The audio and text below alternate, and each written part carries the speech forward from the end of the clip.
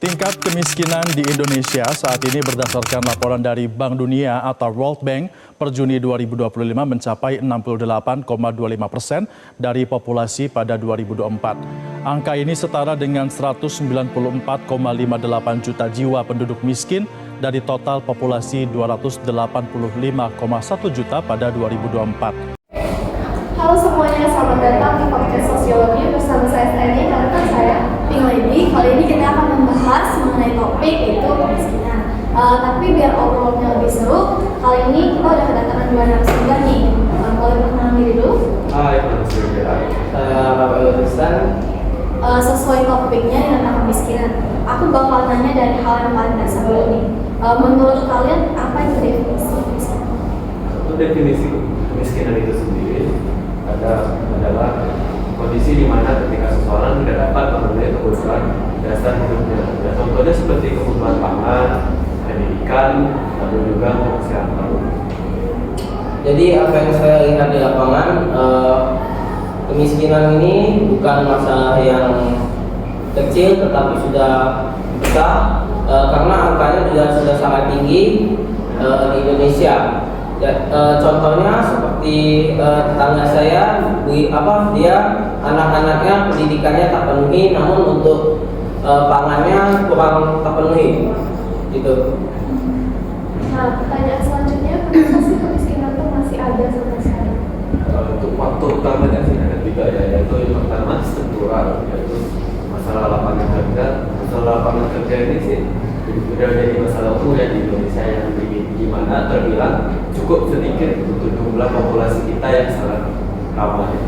Lalu ada juga masalah distribusi ekonomi yang tidak merata. Untuk faktor yang kedua itu ada kultural, yaitu di mana pola pikir masyarakat kita ini masih sangat terbilang rendah dibandingkan SDM dengan negara lainnya. Karena seperti yang kita tahu IQ kita sendiri itu rata-rata ya 78 cuma guys. Itu terbilang sangat rendah. Atau mungkin kalau kita lihat data itu ya tentang kisaran itu 78 itu termasuk bodoh. Nah, lalu untuk faktor yang ketiga itu ada eksternal, ya tahu sendiri eksternal itu artinya dari luar faktornya yang bisa berupa seperti bencana alam ya, dapat merugikan masyarakat kita jika contohnya terjadi banjir yang ataupun gempa bumi yang dapat merusakkan pemukiman. Ya, jadi saya setuju banget apa yang dia mau saya katakan. Jadi intinya penyebab kemiskinan itu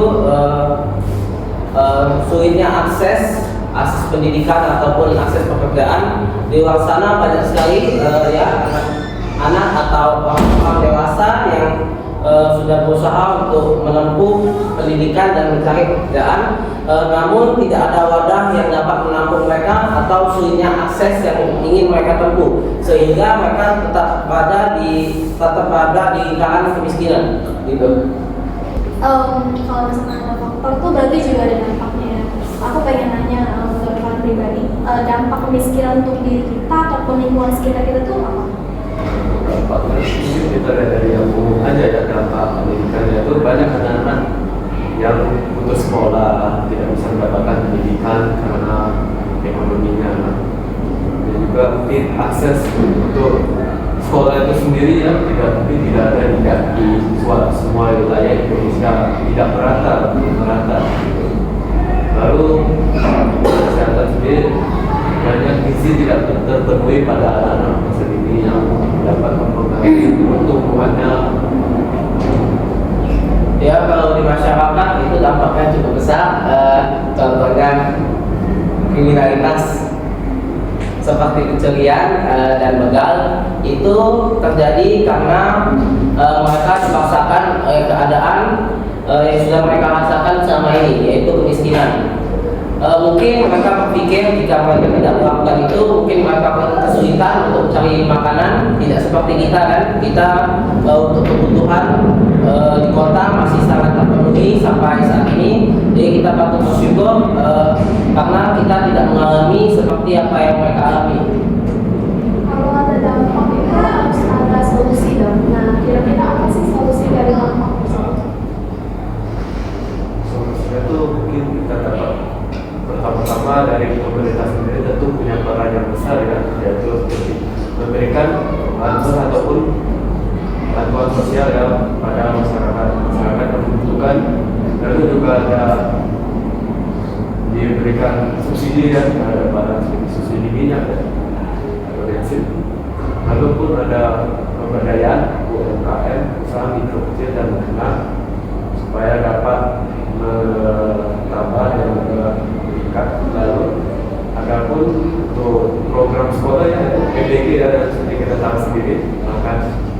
gratis yang telah diprogramkan oleh Presiden kita, Pak Prabowo? Tentu yang pertama solusinya itu mungkin memang pemerintah sudah membantu ya, dan mereka harus memanfaatkan bantuan yang sudah diberikan pemerintah tersebut. Tetapi jika hanya mengandalkan pemerintah tetapi masyarakat atau warga sekitar tidak ikut membantu, maka itu sulit untuk diwujudkan. Benar nggak?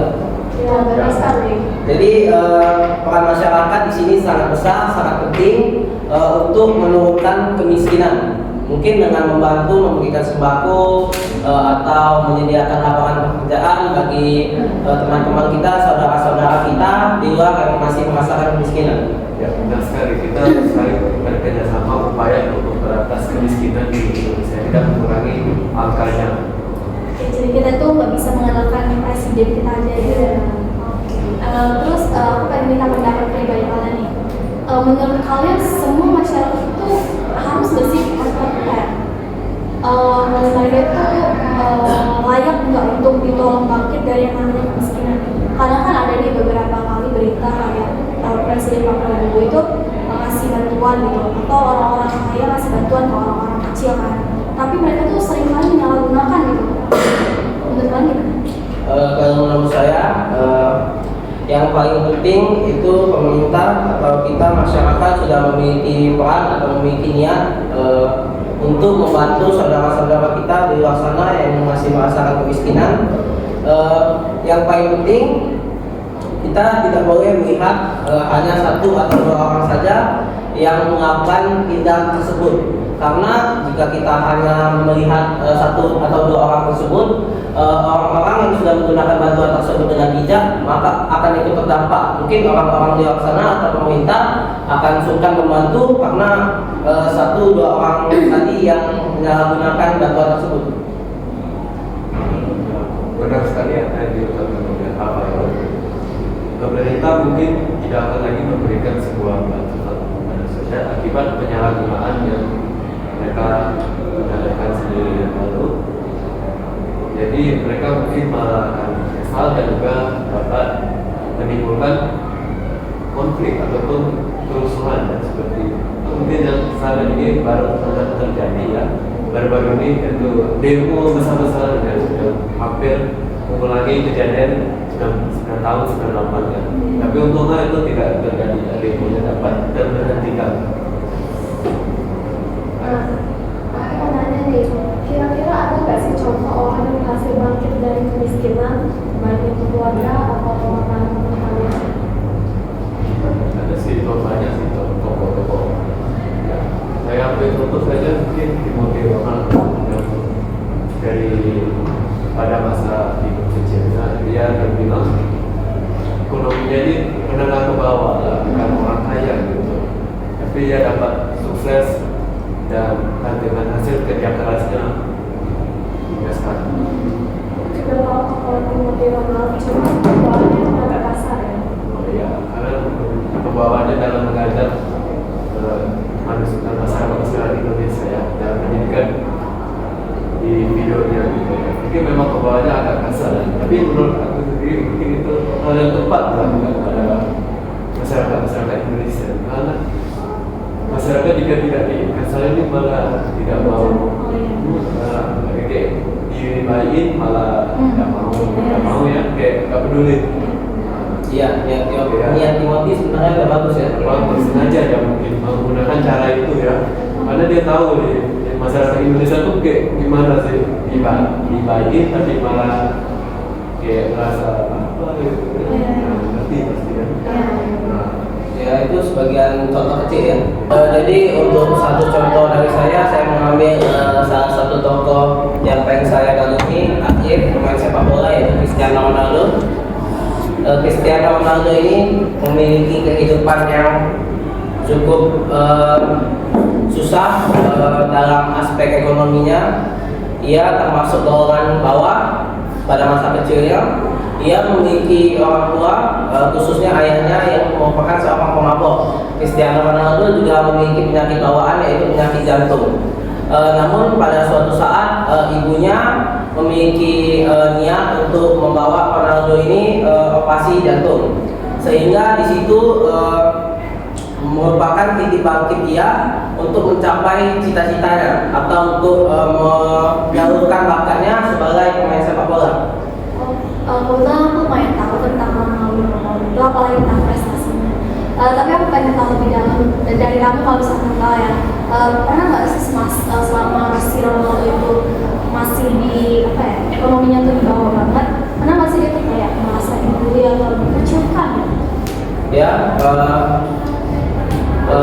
setahu aku dia pernah merasakan hal itu, terutama karena dia pernah berada di ekonomi yang cukup sulit dan ayahnya merupakan seorang pemabuk. Pasti ada saja orang-orang di sekitarnya, di sekitar lingkungan atau sekolahnya pada saat dia SD saat itu mungkin banyak yang tidak menyukai atau banyak yang membuli. Ya benar, banyak di jalanan ya. Yes, benar banget. Terus yang aku pengen minta apa sih dari kalian itu, kalau misalkan nih kalian maaf berada di posisi yang namanya itu kemiskinan, kalian bakalan usaha gimana untuk keluar dari posisi itu? Kalau aku sendiri ya, pertama-tama kita ya mungkin kalau kita mulai benar-benar dari nol kan, kita namanya nggak ada pemasukan juga, nggak ada mungkin koneksi ya dengan orang-orang atau orang gitu. Kita benar-benar mulai dari nol, tetapi dengan ilmu yang saat ini saya miliki, kita dapat memulai sebuah jalan ya, atau awalan untuk diri kita meningkatkan cara hidup kita. Mungkin kita pertama-tama kita harus pahami dulu lah diri kita apa yang menjadi bakat kita, skill kita fokus kembangkan di situ, lalu dengan skill kita dapat membuka sebuah jasa gitu. Kalau kita punya skill, kita bisa buka jasa dan kita akan dapat bayarannya.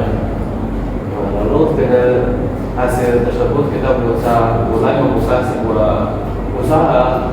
Lalu seiring berjalannya waktu, jika kita mempunyai uang yang berlebih ataupun sebuah tabungan, kita bisa investasikan agar uang itu tidak mati atau diam saja tidak digunakan ya, supaya dapat berkali-kali lipat uang itu berputar dan juga dapat ya memperkaya diri kita.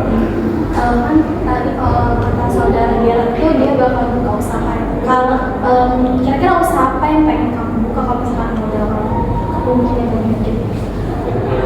Mungkin saya jujur nih, sebenarnya saya ingin fokus meningkatkan skill kan ya. Mungkin kita punya modal berapa gitu ya. Mungkin kita misalnya saya punya 500.000 gitu. Mungkin saya akan ada kayak kursus gitu kan, skill menjadi ya. Nah, saya mungkin akan fokuskan situ untuk meningkatkan skill saya kan, saya makin apa ya, ahli atau mahir gitu dalam hal ini sebagainya. Supaya kita nanti bisa menjadi editor gitu ataupun freelance sebagai jasa, dan kita akan mendapatkan pemasukan tetap gitu setiap bulannya gitu, dan mulai menghasilkan ya, upah-upah yang lebih tinggi. Kalau Dari aku, pertama-tama yang paling penting itu kita harus meningkatkan soft skill ataupun hard skill seperti soft speaking, ini public speaking. Jadi mungkin bisa mengikuti kursus seperti Gerard dengan bayaran berapa ratus ribu itu per bulan, dan hasilnya apa? Kita bisa meningkatkan soft skill atau hard skill kita.